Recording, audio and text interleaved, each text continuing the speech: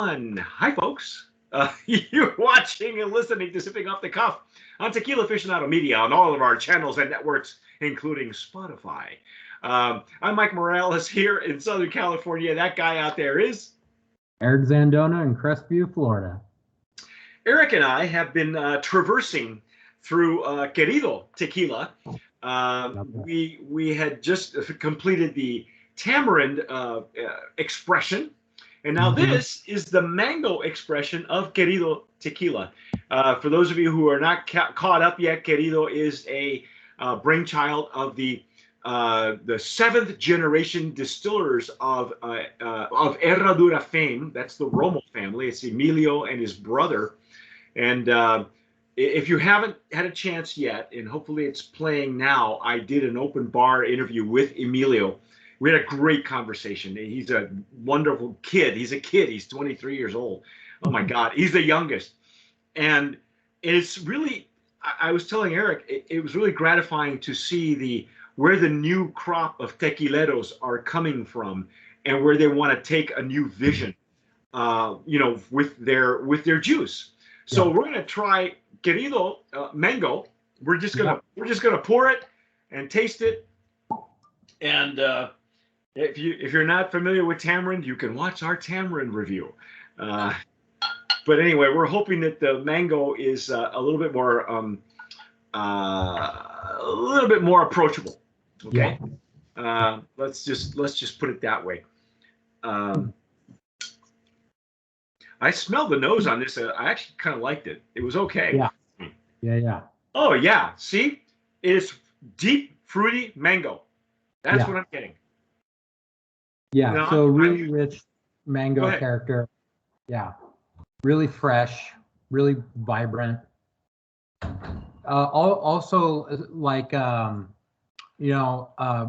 mango puree or mango nectar like drink. Yeah. There's something pulpy about it. Yeah. Oh yeah. Smells great.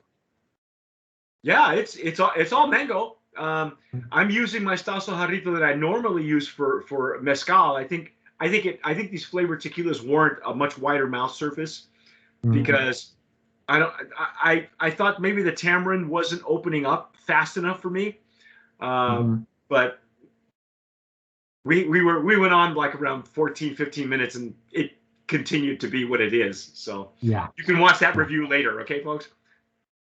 Now, and I was telling Eric off camera, I said, you can really mess it up with mango or you can do it really superbly. And I've had both. Not with Eric. I actually had a really horrible expression, a mango expression, I think with Rick. And then we had a wonderful mango blue agave spirit that was done by a company called Anilicon that was superb. And, so like I said, you can win it and you can mess it up. This one smells like a winner. This one really does smell like, you're right, puree. It smells like mango puree. Yeah. No agave, no alcohol. It's at 80 proof. Yeah. So should we taste? I think so, because we're not getting much of anything else. It's all besides mango puree, that's about it. It's mango puree, folks. It's baby food. I'm sorry. Don't spit it out of your nose. That's horrible. Don't do that. Oh my God.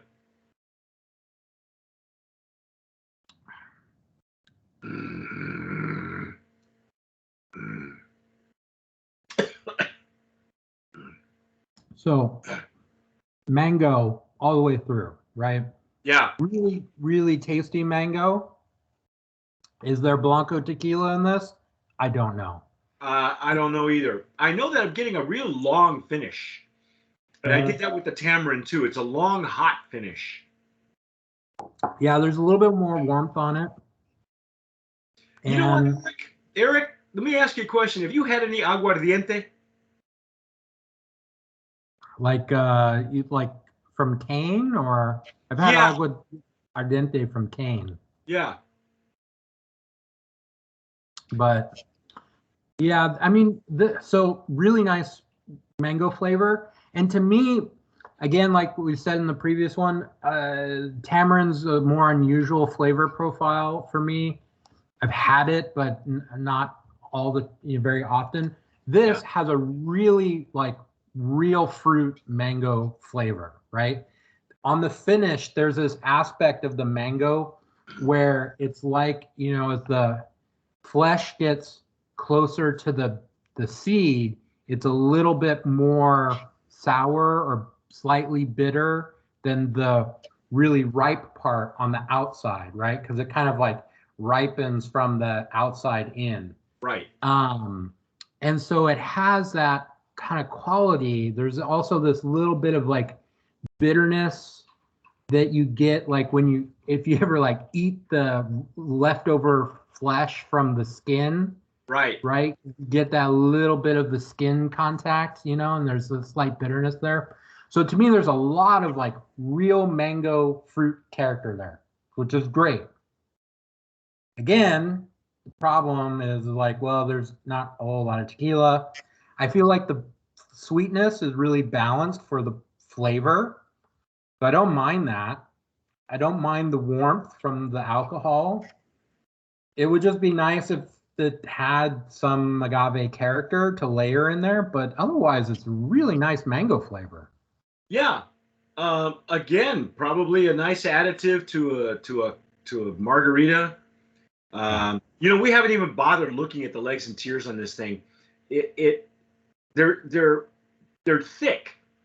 I mean, it's got good. We even said this on the Tamarind. It's got some good body structure, good mouthfeel.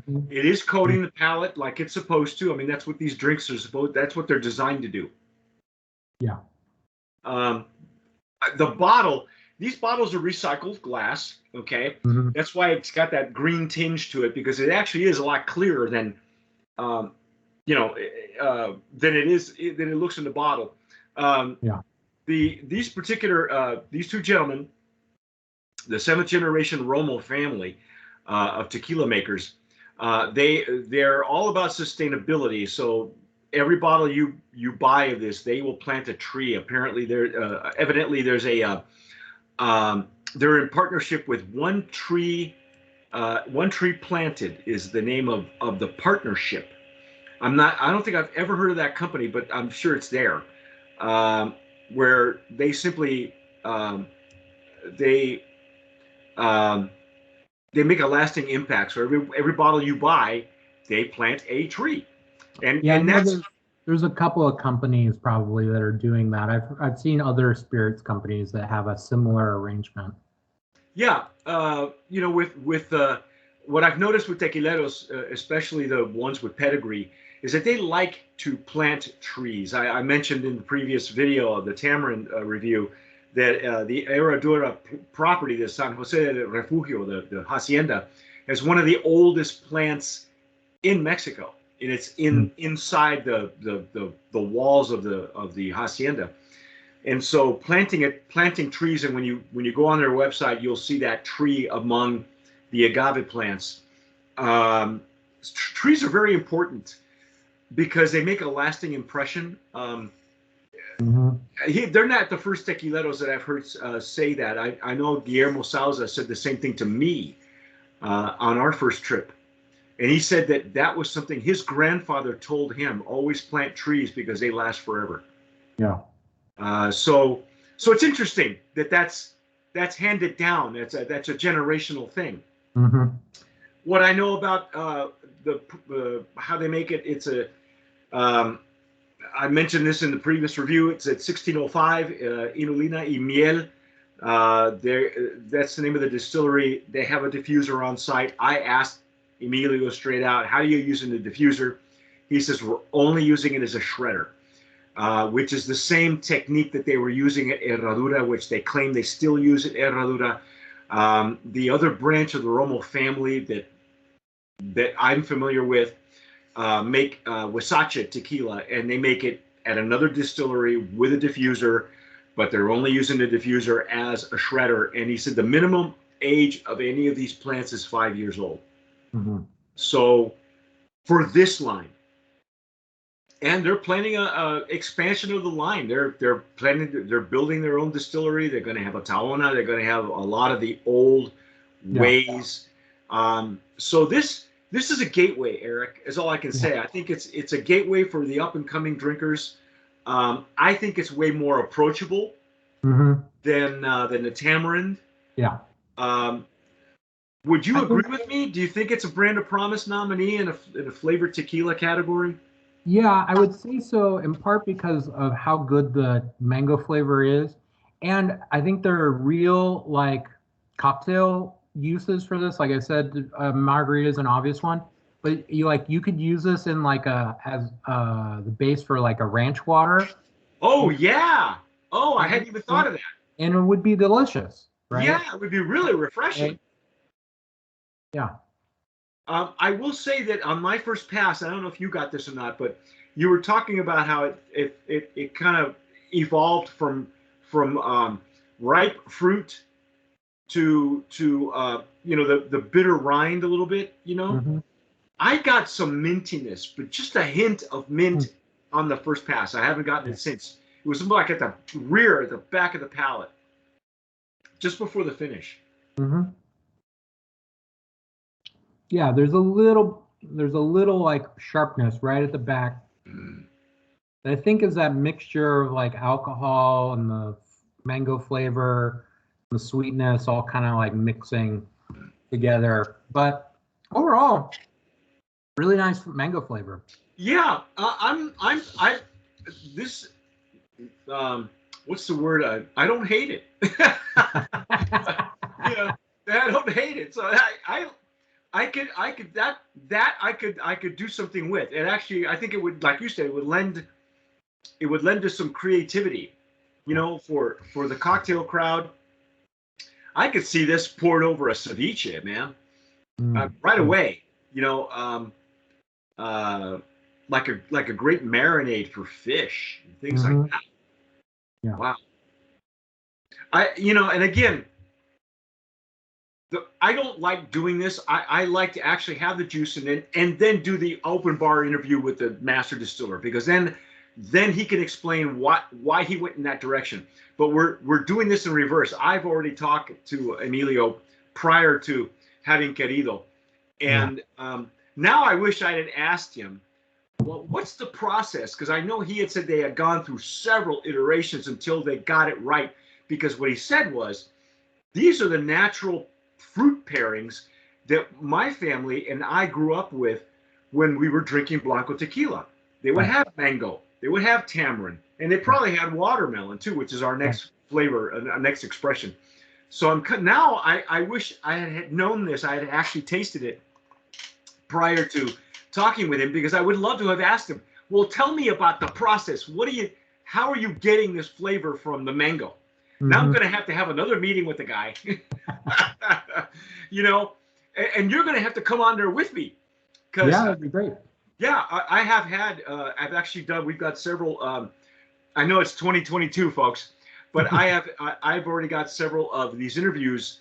Some of these I've done with other TJs, because they're familiar with the juice, and maybe they have other perspectives that I may not, I know what I want to ask, but so I've done a few of these already with co-hosts so you know what, if I set something up maybe with Emilio and his brother, because I would love to get the two of them together.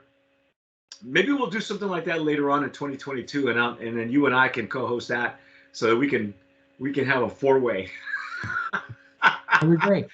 But yeah, I would say I don't hate it. I think it's a Brand of Promise nominee. I think it's it's more approachable than the tamarind. Now I'm interested in a watermelon.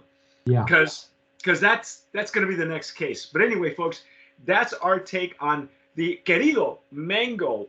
This is the mango expression, 100% agave tequila, 80 proof. If you've had it and you're watching us on YouTube, let us know in the comments. Okay, tell us what you're using it for. Don't forget to hit the notification bell. Give us a like, because it helps us with the algorithm, because the world is run by the algorithm. And subscribe, okay, unless you're afraid of commitment. And, whatever you do, tomar sabiamente. Sip wisely.